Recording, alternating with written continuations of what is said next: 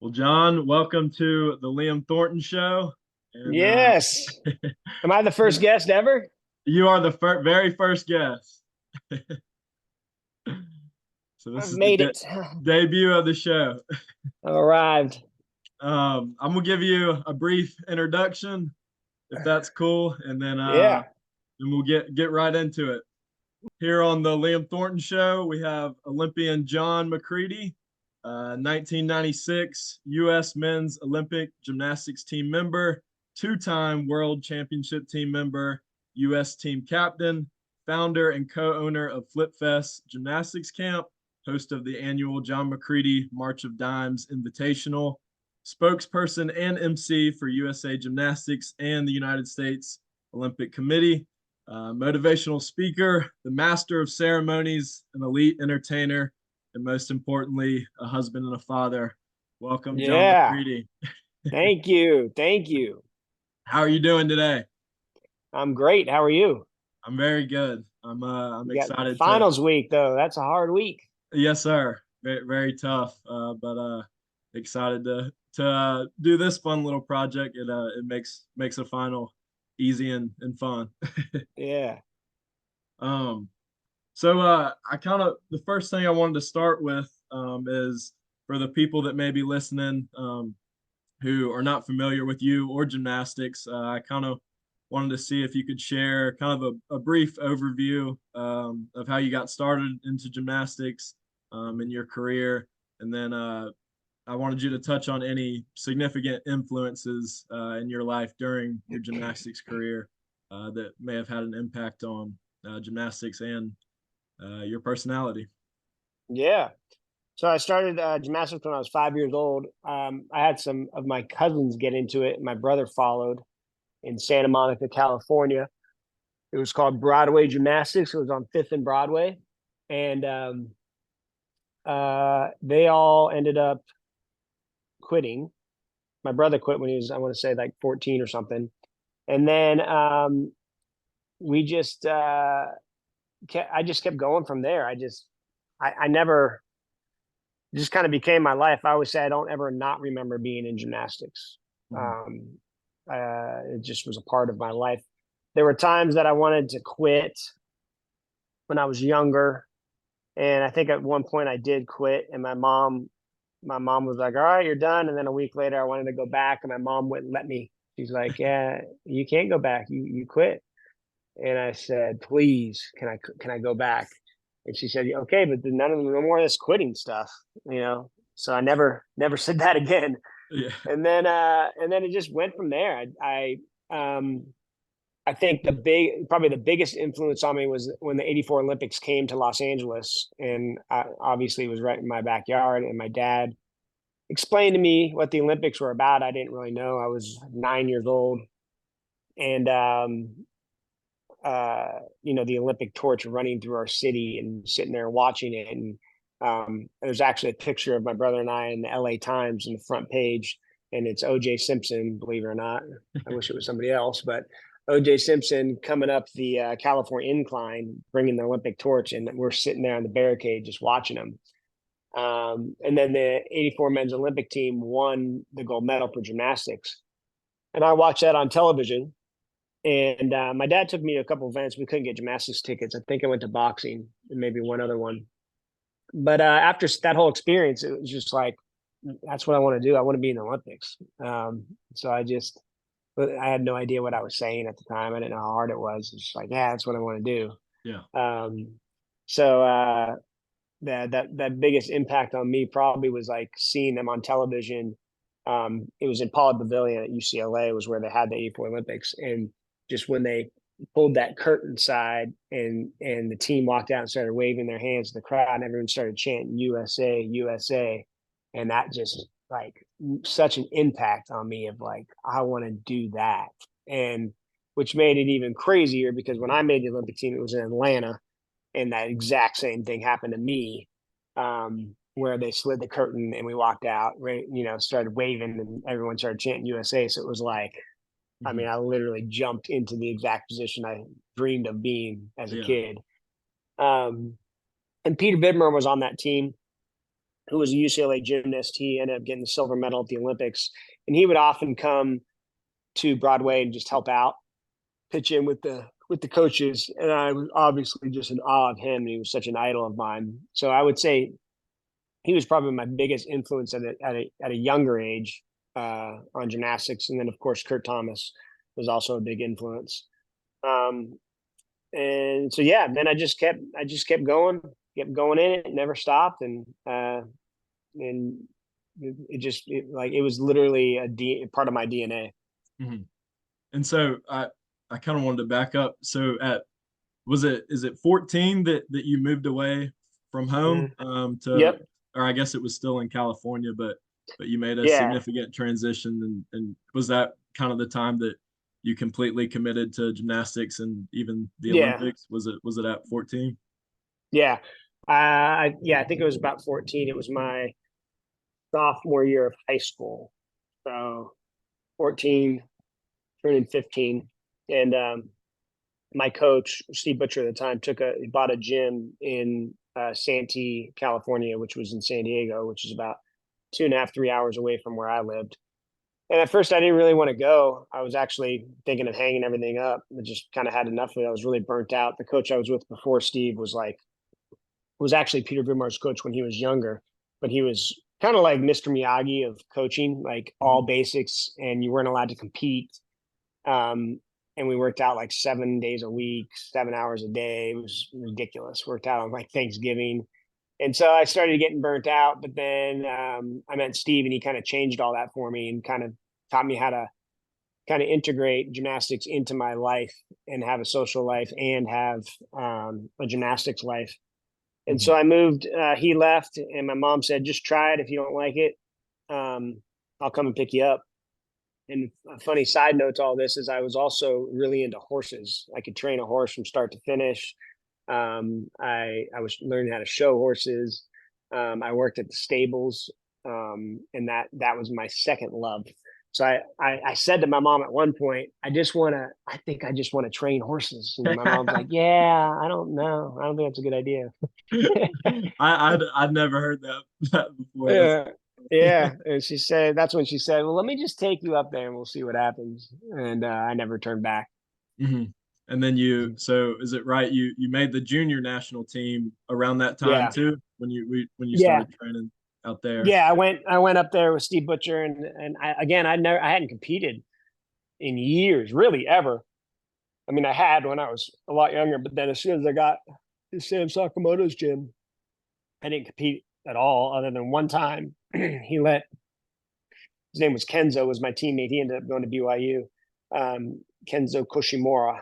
And we both made it. We went to state meet. He let us go to state meet, and we qualified to nationals. And we were so excited. And he said, yeah, you guys aren't going to nationals. And so we were like, why not? It's like, because it's stupid. You don't need to go. You gotta stay home and work on your basics. Wax on, wax off. And so we were like, okay. So when I got to Steve was the opposite. He was like, compete as much as you can, get used to it. And so I went to my first junior national championships. Can't remember what year it was. I think it was maybe 91. Mm-hmm. And I took third place, I think, if I remember, second or third. So that was a big eye opener for me in my life. It was like, wow, it was the first time I was kind of ever measured against my peers. Yes, sir. Mm-hmm. That's cool. Okay, so the junior national team, and then you made the world championship team before that came before the Olympics. Is that right? Yep. So my first national championships, like real national championships, was in 1993, I think. It could have been 93 or 94. I think it was 93. And it was in Nashville, Tennessee. Mm-hmm. And I just wanted to try to make the national team. And so we're talking 3 years before the Olympics, possibly 2 if it was in 94. I can't really remember. And and I didn't make the national team. I made the senior developmental team, which basically means that you kind of suck, but we'll keep you around to see if you ever develop into anything. Yeah. It's how I describe it. So it doesn't mean that. I like joking like that. It just means like you're younger and you're developing. And but I like to say that I just suck. um, so I made that, and then I was like, I gotta figure something out here because I want to make the '96 Olympics, and I don't have that much time. And so I think at that point in my life, I really realized like what it meant to take advantage of your worst days. Was like that was my lesson of like I kind of step back and looked at everybody, and I'm like, look, everybody's doing the same thing you're doing. They're going every day and they're working out, and they have good days and they have bad days. And I kind of realized that a lot of people give up on their bad days or just don't get all of what they can out of that day. And I started to tell myself, I actually started looking forward to my hard days and bad days because it was like motivation to be like, here it is. Here's a chance to get ahead. I would think about somebody like some dude in China having a bad day. And Oh I'm yeah, like, yeah, definitely. is he taking advantage of this? Like I'm going to take advantage of it. So it kind of was just a psychology trick that kind of worked for me of like, instead of on a lot of days getting up and being like, oh, I gotta go. It was like you almost were like happy you felt that way because it was like a challenge to make it a great day. Mm-hmm. Um, and that made a big impact on me. And then, of course, when Vitaly Marinich came to the United States and moved as our coach at the Olympic Training Center, that was a huge turning point in my life.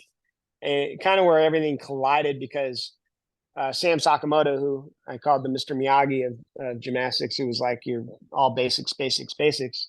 That had kind of come full circle and been such a huge help to me because it helped my compulsories so much because compulsories had so much to do with your basics. Mm-hmm. And I miss them. We don't have compulsories anymore, but that was fun. I think as it really separated people. Um, but so he took advantage of that, and he's like, "You're gonna be your compulsories are gonna be some of the best in the country." And I'm like, "Okay." And he was like that. He actually won. I think he won the world championships the year before when he was still a gymnast with those same compulsories. He won the. There's no award for it because it's both days are combined, but he had the highest score at the compulsories. So that was the first kind of big thing we set out to do. And then really altering my gymnastics and just making it very consistent and clean. And one of the things, like I was actually doing one of his skills, which is Stolder Marinich to release on high bar that not a lot of people did. And I maybe had caught like 3 or 4 of them. And it was his first day, and I'm like, I can't wait to show him that I'm doing his skill. This is going to be so great, And I did it, and he's like, John, yeah, this big accent, John, that's great. We never do that again. I was like, what do you mean? He's like, yeah, it's too inconsistent. No more. And I'm like, the hell? He's like, reverse act, and blind change, dismount. I'm like, So did you okay. never do it again? Never did it again. Yeah. And but he was right. I needed the chance of me making that in competition, even if I did it 1,000 times, was going to be slim. And he's like, you want to make this Olympic team, you got to, know that you can make that routine every time. So yeah, that was probably a big turning point for me was having him in my life. And with that, then I went from bottom in the nation developmental to 6th place in '95 and making the world championship team, which was huge. I still remember it was in New Orleans. I still remember looking up and seeing my name on the scoreboard afterwards and walking by Blaine Wilson, and we're like, we're going to Japan, and I hadn't really even been on that many like international trips. I mean, as a junior, I'd been to like Canada and Mexico. I think maybe that was it. Nothing like world championships, and so that was a huge burst for me. And then when I went to world championships, probably the most significant thing that happened to me was I was the youngest guy on the team, and I hit all my events, and as you know, you can sub people in and out. So not everybody did all around. You can use your alternate. So it was kind of a new thing starting that you could use your alternate. So I ended up doing, I think 4 events. I did not do pommel horse, and I don't think I did rings. Maybe I can't remember. And so pommel horse was our last event, and I wasn't on it. And I hit all my other events, and I was so excited. I was like, man, I hit everything. And Peter Corman was the world team coach, and he came up and he's like slapped me on the back. He's like, dude, great job. That's awesome. He said, hey, just be prepared. You might have to go in for Kip on pommel horse. His back's really hurting him. And I mean, I was terrified. I mean, I basically pooped down my leg, and I'm like, I'm going to put a mat there. I'm going to lower the pommel horse. I'm going to take this out of my routine. I'm going to take this out of my routine. I mean, I was making all these assumptions in my head of what I could do to eliminate the fact of failing, basically. And he saw that in my face, and he's like, he didn't say this, but he's like, yeah, you're not going anywhere near that. I'll do that event before you get up there and do it. Yeah. You know, because I was so nervous about it. And I didn't say I was nervous. I just started making all these excuses of like what I need to do, how I should change my routine. And after that, I just got home and I said to myself, I said, that was the dumbest thing you ever did. I mean, pommel horse is your hardest event, and that's what's standing in between you and making the Olympic team. And you had an opportunity to go and either succeed or fail and learn something, and you gave up that opportunity. And so I said to myself, I'm never gonna do that again. I'm never gonna lose an opportunity, whether I fail at it or succeed at it. I'm gonna always take an opportunity, and I'm gonna just like I did before about like challenging myself on bad days. I'm gonna look for those opportunities instead of running from them. I'm gonna be like, I want that opportunity to feel that way. So when I got back to the gym, I just kind of had that mindset change, and I went to the visitor center at the Olympic Training Center, and they used to do tours through the Olympic Training Center all the time. And I said to them, and the tour guides loved when they could actually show them an athlete training, no matter what sport. And I said, hey, on our break between practices, I think it was like at 2:30, because I can't remember. We came back at 4 or something like that.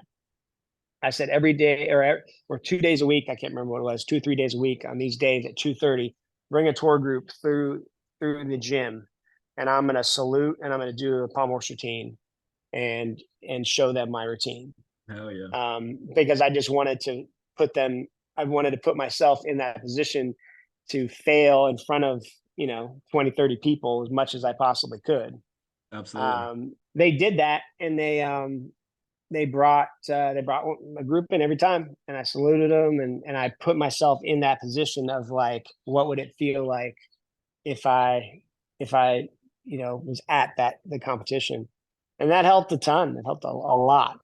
And also understanding that sometimes I'm going to struggle. And that's one thing Peter Corman said at World Championships that still to this day stuck in my head is, he said, don't be afraid of the struggle. Don't be afraid to struggle. Because a lot of times you get to competitions and you don't want to break form or fight or bend your knees or whatever, because you don't want people to like be like, oh, he messed up, So you get kind of I don't want to say embarrassed by it, but you act differently than, I'm going to stay on this horse no matter how ugly I look. I'm not coming down. Or a lot of times people would just come down because they didn't want to struggle, and so that was a huge point to my like, don't, if you're struggling, let someone watch you struggle. And that was with having that group there too. Like sometimes you get off on pommel horse, it can look pretty ugly, and so it's like, hey, look ugly, get through it. Yeah. So yeah, that was really the biggest turning points in my life that I can remember leading up to my training, that made me get ready for the Olympics. And then if you would kind of talk about your Olympic experience and what it meant to compete in the United States. And also, if you don't mind, I Googled you, and I saw that my dad had never told me this, but I guess you got had a shoulder injury between, I guess, was it the Olympics and the next World Championships? I didn't really have a shoulder injury. I just had I had overuse injury, so it wasn't like a one time, like, oh, I tore my rotator cuff. It was just my shoulders were so overused and they were kind of loose naturally, so I always had a lot of pain in them, and so they went in and they tightened it with a laser. Who knows if it really even did anything? I don't know if it did or not, but so I got both arms done. Right when I can wipe my butt with one arm, they did the other arm. So, but yeah, to back up, you asked about the Olympics. It was a very surreal experience. It was just pretty unbelievable. Like I said, that I got to compete in my country, and that's what got me started on this journey, was see the Olympics in my country. And Atlanta was just huge. I mean, you go from being a male gymnast and maybe 300, 200, 300 people being at your competitions to they're selling tickets to the training, Yeah. and then there's, 25, 30,000 people at the actual event, which was just ungodly. And I remember Peter Vimar, we went to Spartanburg, South Carolina, and they had a gym at a high school set up for us to train at and get ready for the Olympics. And then we left and we came to Atlanta, and somehow Peter Corbin finagled for us to get in, which is probably totally illegal, get in on the equipment and test the equipment before everybody else got there and the Olympics started.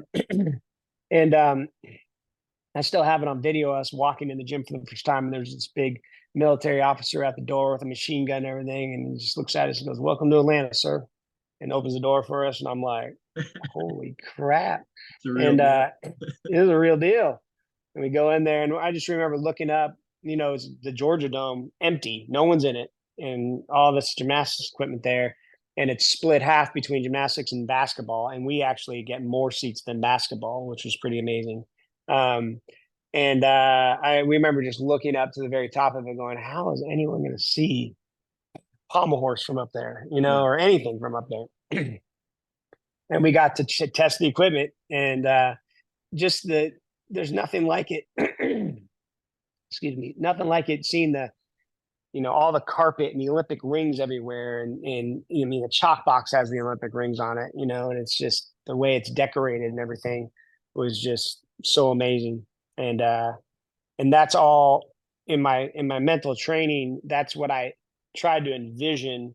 I told my son this the other day. You apply it to anything, of just when I was training in my gym, I would always mentally imagine myself in the arena and seeing those things, Olympic symbols. And I thought about that because I knew, as you see it on TV, and like what the carpet looked like and all that stuff. And so that's what I would be seeing when I was in my gym.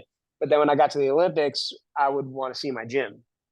And then I would just picture my gym, like, oh, remember that big stack of mats that are right there? And, the chalk box over there, drinking fountains over there, our coach stands there, and that's the picture that would be in my mind, which was kind of funny because, you want to enjoy it so much, but a lot of times you have to turn off all of your emotions and kind of you just got to keep your head down, because you can't get caught up in the fact of what you're doing, because you kind of have to play it down in your head, and being in Atlanta, when they opened that curtain, when we came through the tunnel, there was a practice gym that you got holding area before you come into the Georgia.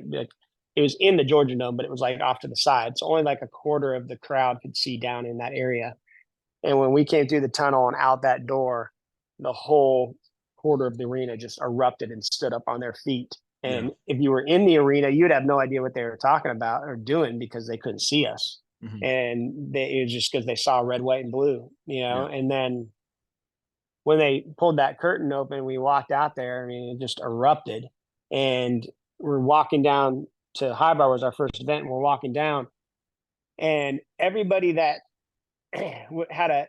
was in your life at some point, or a judge, or had something to do with gymnastics, they're all volunteers or judges or whatever on the floor. So you've seen all these faces that you've seen your whole life, and they're like, go get it, USA, and so this for 3 minutes, 3 to 5 minutes, you have this most euphoric time that you've waited your entire life for, and you dreamed about every night when you go to bed.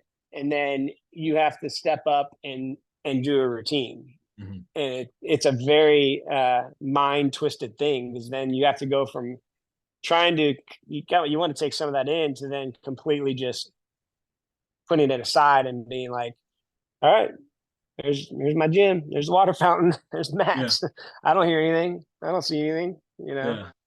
so it was pretty crazy. Yeah. It's so cool that you say like just picturing your routines and in the specific gym that you're competing at, because my dad says the same thing. I remember he used to Yeah, tell me he'd picture um like a floor routine in the shower and picture him yeah, landing it perfectly over and over again. He always told me yeah, to he'd encourage me to do the same thing with my soccer or whatever sport I was doing. yeah. And So it's it's hard so because funny that you say that. yeah, it's crazy, and it's a learned thing, and it's. I mean, I don't know if this happens to other people. I'm sure it does, but it's also your mind takes over and plays. Then you'll be doing your routine, and then you'll crash in your routine. You'll miss something, or you mess up because your mind starts messing with you. Yeah. Like you can't stop that thought from coming in. You Hmm. know, and so it's a mental battle. And some people are very very good at it, and they can just stay the course. But a lot of people just say when that stuff comes in, just let it come in and filter out, like, oh, whatever, just let's go back to when you make it, and Yeah, not dwell on it, So, definitely. yeah. Well, that's awesome. Thanks for sharing that and kind of giving us perspective of who you Yeah. are and your experiences. But I kind of wanted to move into the entrepreneurship side. Yeah. And kind of what I wanted to hit you with first is, uh, I can imagine how time consuming it is to train for the Olympics, and Hmm. be in the right mindset. But you obviously knew that you'd have to get out, you'd have to stop competing at some point, and I'm sure you had some goals in mind. And I just wanted to kind of ask about how, if you had prepared for your entrepreneurial journey during that time of training, and what you did to prepare for it, or if you were just locked in on gymnastics, which could be the case. Yeah. I was pretty locked in on gymnastics. And I mean, I never really thought about what I was going to do afterwards. Um, I think, school was really hard for me. I was dyslexic, and had learning disabilities and all that stuff. And so the whole like go to college and get your 4-year degree and all that stuff was very difficult for me. And I went to college. I Mhm. didn't end up finishing. Don't tell my kids I said that. But I gave it my best. But it was just really hard for me. And, you take my wife, for example, who got, straight A's in college and didn't even crack a book, where I Mhm. had to like dedicate my life, to like, all right, here we go, you know? Um, so, and there's two different types of brains. There's book smart and there's street smart, and whatever there is in between, And so, but I also never let that bother me. And I Mhm. never really felt like, for some reason, I don't know where it came from, I always just felt like I was going to be, not felt like, I was like, it was just, I was going to be successful.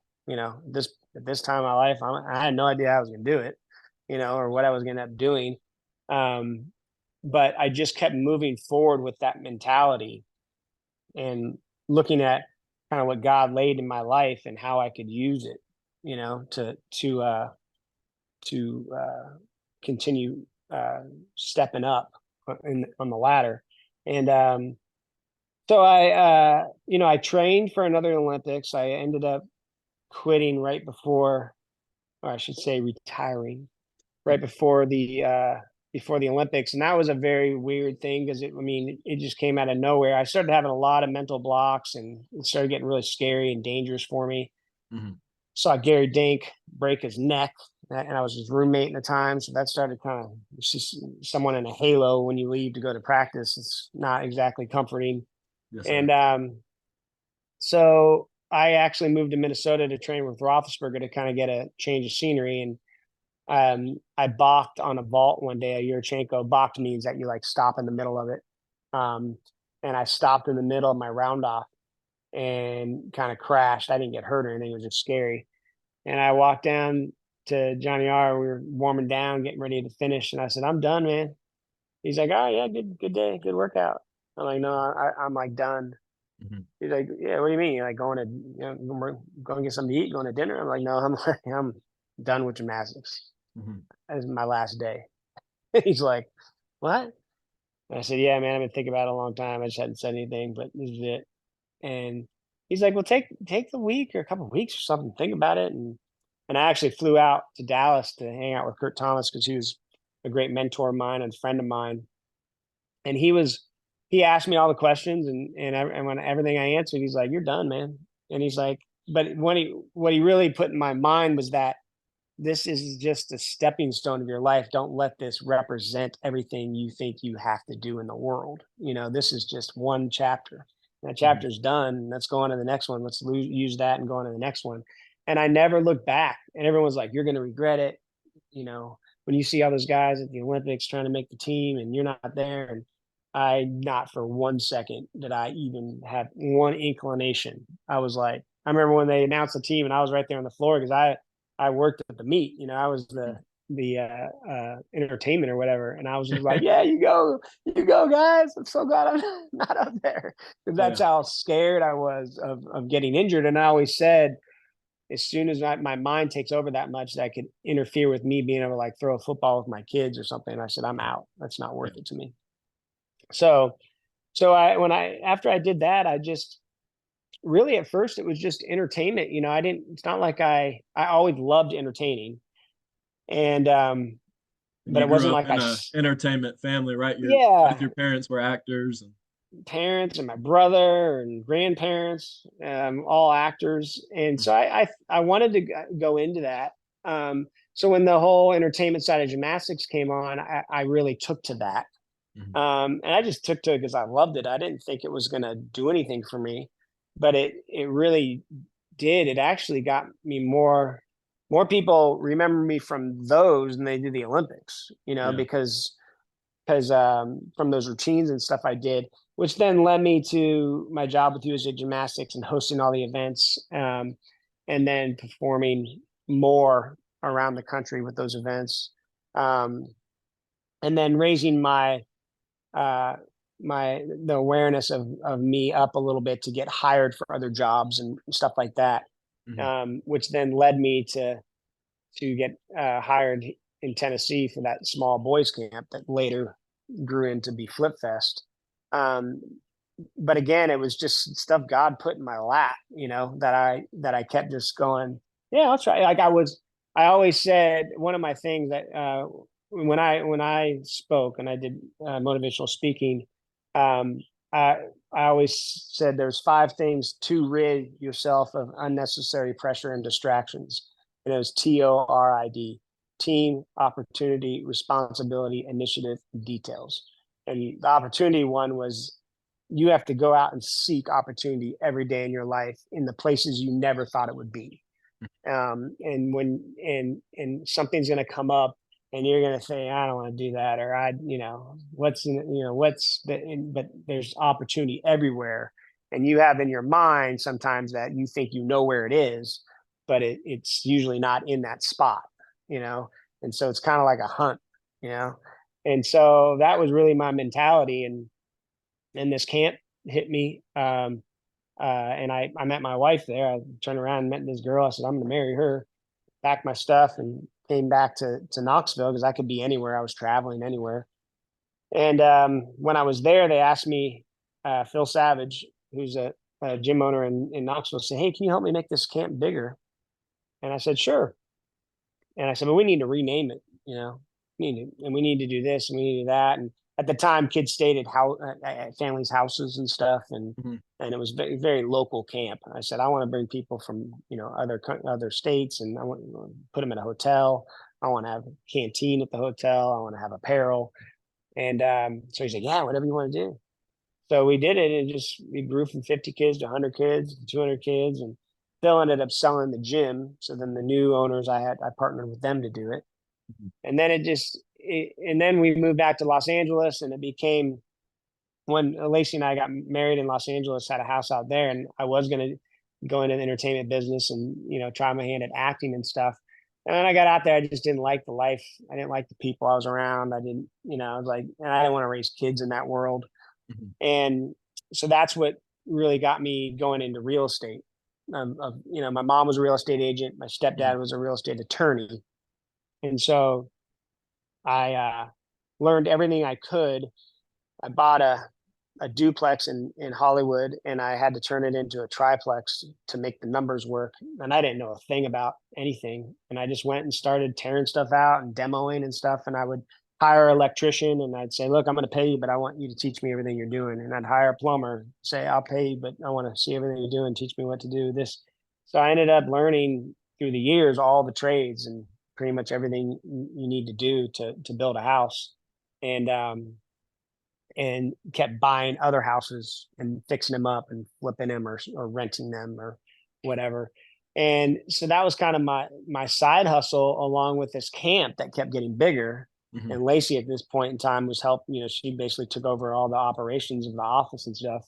And so then at that point it was just, what are we gonna do with this camp? Are we gonna make it bigger, or are we either gotta take it to the next level, or we got to stop this and figure out what we're gonna do with our life. And I was like, Yeah. let's take it to the next level. So that's when I called Johnny R.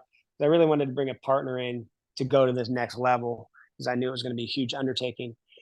And John was like, yeah, let's do it. At first he was like, I'm not interested. Then he called me back and he's like, I want to do this. I was like, well, let's go. So first we started looking in Florida, and then everybody in Tennessee, all my friends were like, you don't leave Tennessee. It's so beautiful. There's no Yeah. gators. The weather's better. It's centrally located. And so we came across, after looking at like 4 or 5 places, we came across Lake Francis, and it was right away. We're like, man, this is it. And looking back on it, it was like we were nuts. Like I still, so many things had to happen for that thing to work out. Yeah. And again, that it was out of our hands. I mean, we took a lot of, not out of our hands, like we had to work really, really hard, but it was like just another example of what life's about, of just like you got to work your butt off, and if and where the chips lie, and you keep going, you Mhm. know um and God will take care of the rest. And that really happened with this camp, and it was just amazing to see how it actually pulled together. And um my dad, both our dads, John's dad was like, you guys are crazy, and my dad came up. He didn't tell me I was crazy, but we had to hang up a sign, because we have our own sewage treatment facility there. We actually built our own sewage treatment facility, and you Mhm. have to like hang a sign up at the property to let the neighbors and everybody know that this is in approval process. If you want to, raise a stink or a fuss about it, you have 30 days to do it or whatever. Mhm. And I drove my dad up there, and there's this blank land, 150 acres with this lake and stuff. And I'm nailing this thing to a tree. And my dad told me later, he's like, I watched you nail that sign. And I was like, what is this kid doing? And I still have that picture because he took a picture of me doing it. And I sent it. He passed away in April, but I had sent him that picture a couple times. I remember this day. Um, so it's fun to look back and just see where we were at that time and how far we've come since then. Yeah. Yeah, so you definitely hit on the transition that I was gonna ask you about, and I wanted to move back to you talking about this was a while ago, but you were talking about being the spokesperson and an entertainer. I wish I could link when the first thing that came up for me when I Googled you is that video of you in the tight suit doing the robot for I'm not sure Yeah. what that was, but I need to link this to the to the end of that. Yeah. But anyway, so I was going to ask you, maybe you hit on your transition. Hmm. What were maybe take your first summer of full blown flip fest? What were the biggest initial challenges maybe with it being getting the numbers there or marketing, just with the startup and even the first summer that stood out to you, and how'd you overcome them? um well, I think one, it was just learning, and this is just life in general, was just learning what your strengths and what your weaknesses are. And whatever your weaknesses are, find someone that's those are their strengths and just let them do it. Trust Mhm. them to do it. And Not that you have to like give them a piece of your business or anything, but whatever, hire somebody or whatever it is, because you're not going to be good at everything. And if you think you are, that's where you're going to fall short. Hmm. Um, and then, the challenge, really one of the biggest challenges was we had 800 kids in 2005 at Flip Fest that we did in Knoxville at the hotels. And we bought the 150 acres in the lake and everything and built everything out, which was a lot of money. And in a year we had to double in size to make the numbers work. Hmm. So we had to get 1,600 kids that following year, which was a big ask, but we ended up doing it. And the first years were hard. We didn't make a lot of money the first years, because it was just, a lot of expenses to get something like that off the ground. We made a lot of mistakes. Like, well, I don't want to say mistakes, but we didn't even think about like an office or anything. When we first moved up there, I had just had Ella. She was a baby, and we were in a cabin with 2 rooms and 1 bathroom. We had Lacey, Ella, and Lexi, her sister, her little sister that was helping us with Ella, in 1 back room, and then John, Phil Kingsley, and like 3 or 4 dogs in 1 bathroom with all the phones, credit card machine, fax machine. We had fax machine back then, running into that room. Hmm. And Lacey was like about to blow her head off. She's like, I can't do this. I can't run a business and be a mom in, this 1 foot by 1 foot area. And so that's why I called a guy and I was like, hey, I need a mobile office. And do you have a mobile office? He's like, yeah, we can get you a mobile office. Let's set you up. It's going to be, I can't remember what it was, like $4,000. I was like, I don't care if it's $20,000. Get me a mobile office. And they brought one. They sat it up there on the property, and I moved everything into there, ran an internet line and everything there. So that was kind of a learning experience. And then storage, we didn't really think of storage that much, so we didn't have anywhere to put really much of anything. We still have that issue a little bit here and there. And then a funny one was like trees and water. Like I didn't realize how, trees falling and Permits and just, stuff. Oh, okay. yeah. Well, like water like erosion and damage and Oh, okay. storms, Yeah. and and your road washing away, and stuff like that. At that time, permits weren't an issue because there were no permits. The only permit you had to have was electric. That's it. Okay. Um, Now it's changed. Now, if we do something at camp, you got to have sprinklers, the whole thing. Yeah. It's And for it's a the big people that thing. might watch this, there's a huge lake on camp, Lake Francis, is that it? Yep. Yeah. Yeah. So, yeah. So that was uh a lot of the kind of hurdles, and of course, getting done on time was difficult. We've in every year since then, we've been in situations where we are about to, like when we did our big expansion. I don't remember, it was back in the early 2000s. We built it under the gym and built a new uh, huge cabin for all the staff and everything. Um, Literally, people were coming on to the property on Saturday night. I can remember Jake Dalton, one of our special guests, was walking on, and I'm on a skid steer. John's somewhere else. We're just running around, and Jake gets to his bedroom. He's got no doorknob on his door. He's got no furniture. No, I don't even know if he had a toilet. I mean, it was just like yeah, man. And everyone's like, "You're gonna be ready," And then everybody, they left and went to dinner.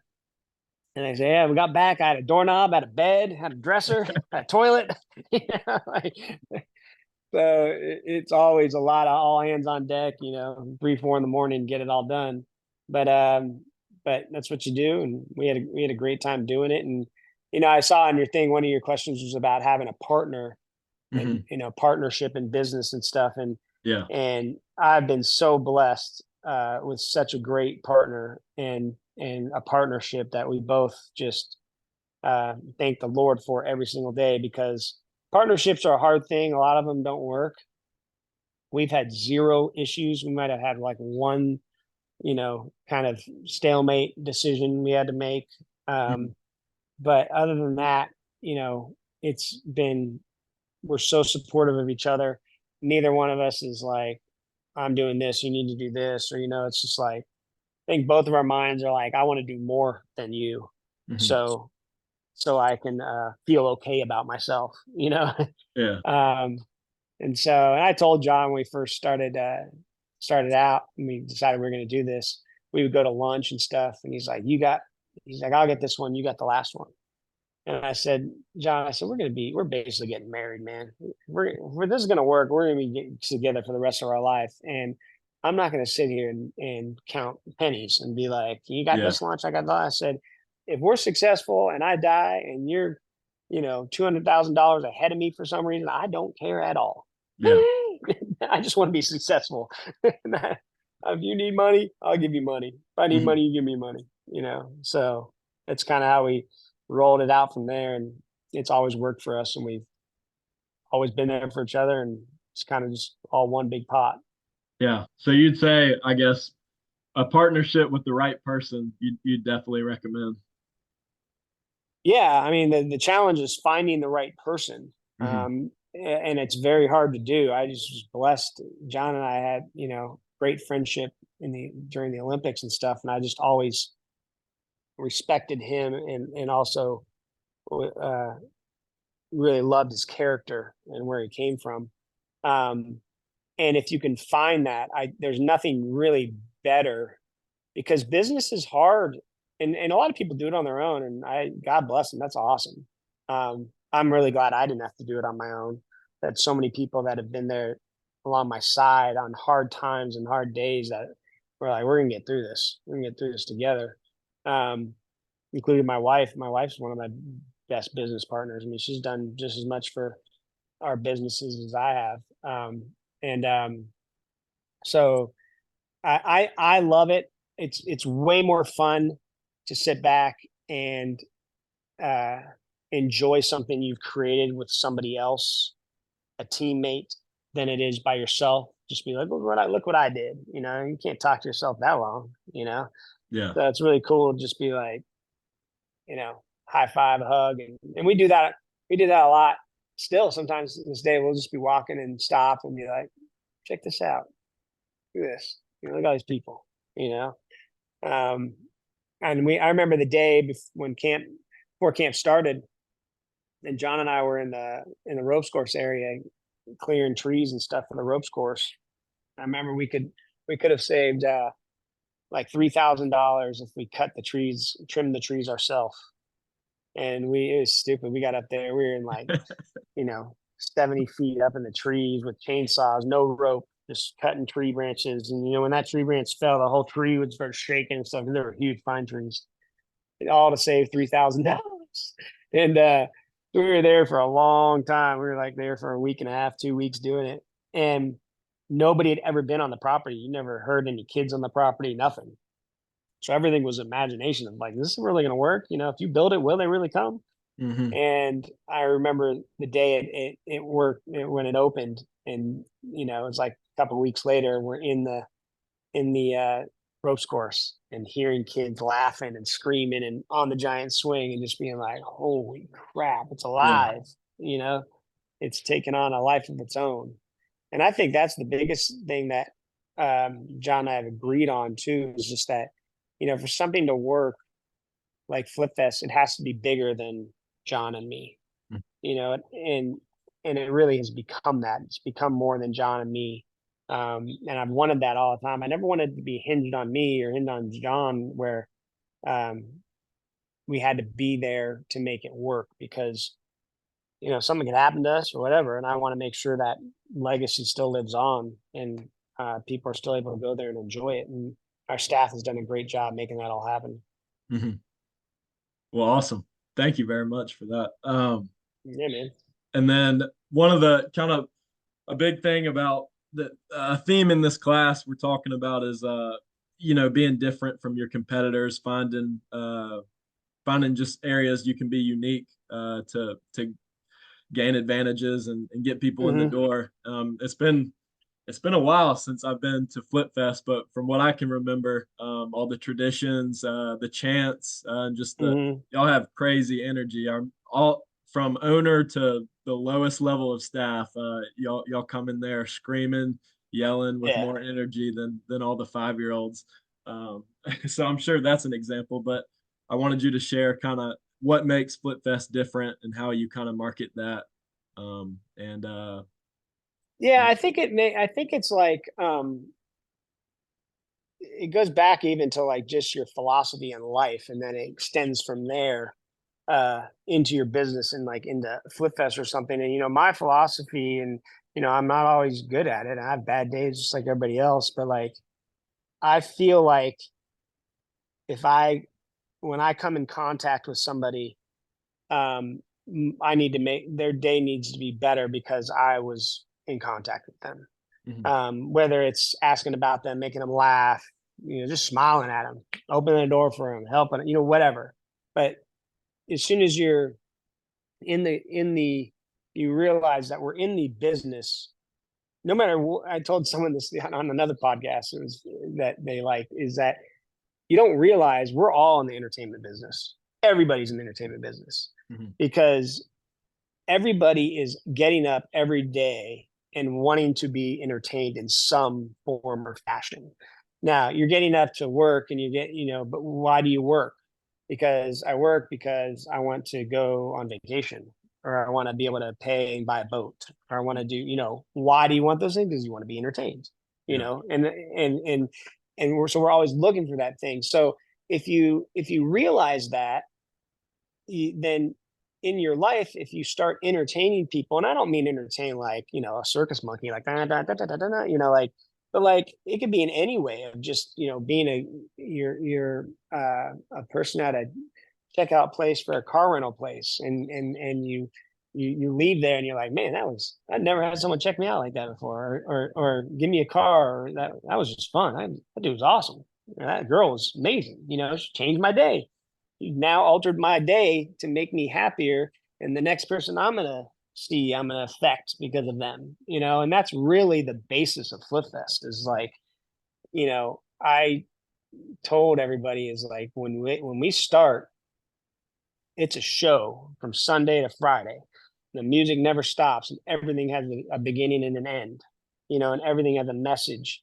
And it really takes a hold of that, and everyone really took that and took it to the next level of just that's our job while they're there, is to make sure that they leave with a motivation and a zest for life that they didn't come with, whether mhm, it's for gymnastics or it's not for gymnastics. um, so I think anyone that's getting into business or they're doing stuff, every in whatever you're looking to do, there's somebody doing it, most likely, unless you're inventing something but even if you're inventing something, it's still business, whatever you're selling or whatever you're doing. But everything's been done, everything's done. You're just falling into places of stuff people have done. Other people have had camps before, but how are you going to go about it in a way that is so different and so giving, and like, wow, I never thought about that, like of giving somebody that you could say I build houses. Well, how do you build your house? When you get done building a house for a client, what's your beginning and what's your end? What's that person going to leave with? I mean, how many builders do people go? Do you hear like, oh, they're the best builder? No, there's usually like some friction at the end of it. Like, oh, they still say, oh, money, and my backyard's not finished yet. There's still a lot of times that's the way it works out. So how are you going to overcome that, and how are you going to make that where you're going to take it on the chin sometimes and really make it different for them, a different experience for them. And I think that applies to everything, not just Flip Fest, but that's kind of how we go at it. It's just it's a different way to look at life, mhm, and we're here. Gymnastics is the conduit to get us here. That's not why we're here, you yeah, know. So that's yeah. kind of how we go about doing it, and it seemed to work for us. Yeah, absolutely. I agree. Yeah, I wasn't even a part of the camp, and it still made an impact on me, and I remember it when I was really really young. So it's definitely Yeah, working.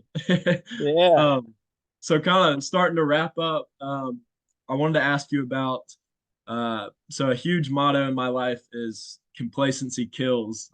When I was at Mhm. OCS with the Marine Corps, by the way, I appreciate y'all writing me there.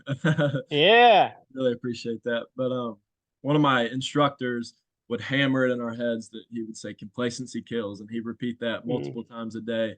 And I know you're super successful. Flip Fest is successful. How do you combat complacency? Um, with Well, yeah, and you brought that up, and you said like, how do you keep the motivation? Mhm, And that's why you look like Michael Jordan, like the sixth one is way harder than the first one. To win six championships, and it's difficult sometimes. What's also hard is um, it, your statement kind of resonates with me in a way that is not pleasant because I was so like that and so non-complacent. Like I'm not going to be complacent. Like I was so driven that it got in the way of my life mhm, in a lot of ways. It got in the way of my family. It got in the way, because that's just how I was made up, you yeah, know. So I really had to learn how to reprogram my mind a little bit and go the other way a little mhm, bit. Um, and so I think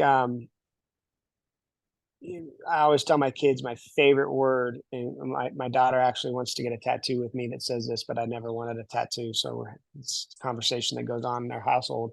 But my favorite word I always tell my kids and my family is balance, and it's just you can learn to properly balance your life, and it is the hardest thing to do. It's so easy to say like I'm going to live a balanced life, but it's so hard because what that means is that you can literally physically turn your mind off of things and dedicate it to what's in front of you at that time and live in the moment with mhm, your kids and then turn it back on when you need to be uncomplacent and like and what your statement is great is like to be uncomplacent. That's awesome.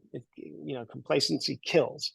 All right, so don't be uncomplacent with your kids, and don't be yeah. uncomplacent with your friends. It Don't be definitely goes both uncomplacent ways for when you sure. cook dinner, and don't Mhm, be, like in anything, because I think people hear that and it's all about success and money and this and that and this, and so I like the statement, but I just make sure it's balanced in my life now because it wasn't before, to where it's balanced in all areas of my life. mhm.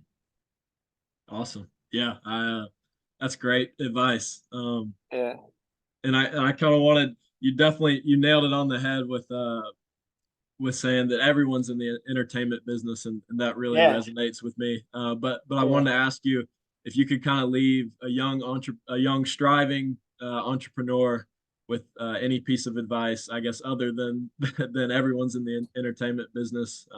Yeah. What would it be? I heard something uh, really good. You might have seen this clip. I don't remember the guy's name that was delivering the speech, but he kind of does it everywhere. But he said, and I thought about it. I kind of agree with him. He said the worst thing you could ever tell your kids is to find their passion. I don't know if you've seen this clip because I I would haven't. say that my entire life. I'd be like, "Oh, find your passion. I found my passion. Do something you love," which I think is very true and very um, important. But sometimes what your God given talent was doesn't match up with your passion. So a lot of times people follow their passion, but their talent is over here. Uh-huh. Sometimes you're very lucky and your passion collides with your talent, which is awesome.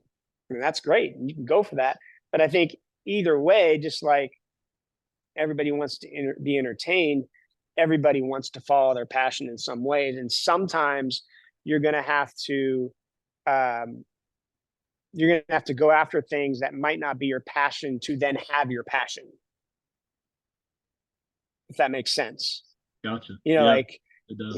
you might not want to be an accountant, but you might be so good with numbers that you're going to be the greatest accountant you ever have in your life.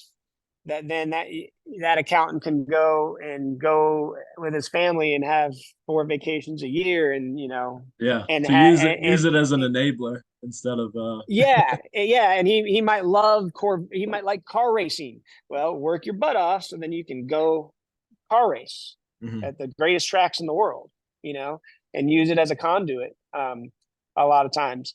And it's hard to have that conversation because you're talking to a person that raised my kids and been like, find your passion, find your passion. But then when you see your kids kind of go through that and you realize, Hudson was a perfect example. My 17-year-old was, an amazing musician and went through a time where he didn't want to be a musician anymore. And he's like, I want to be a basketball player. That's my passion, Dad. And I'm like, oh shoot. You're gonna be 5'7". It's not gonna work, but if you go back to that, all your passion. So that's a perfect example. And now he loves music and he's come back around, but that would be a perfect example, all right, but you're really great at music, so get really good at music so then you can play in a league, a basketball league, yeah. or something like that Or have on your your own off time or basketball something like court that. at home. Yeah, have your own basketball court or have your own basketball team. Yeah, yeah. Like do so good in business that you can buy your own team. Hmm. Mark Cuban's not a good basketball player, but he's got his own team. That's right. So, I mean, I don't want to go like hardcore, say I'm into like, don't find your passion, because it's great if they can match up, but just don't be so, I think a lot of times people get in that trap that they're like, I'm just not loving what I'm doing, or I'm just not, this isn't my true passion.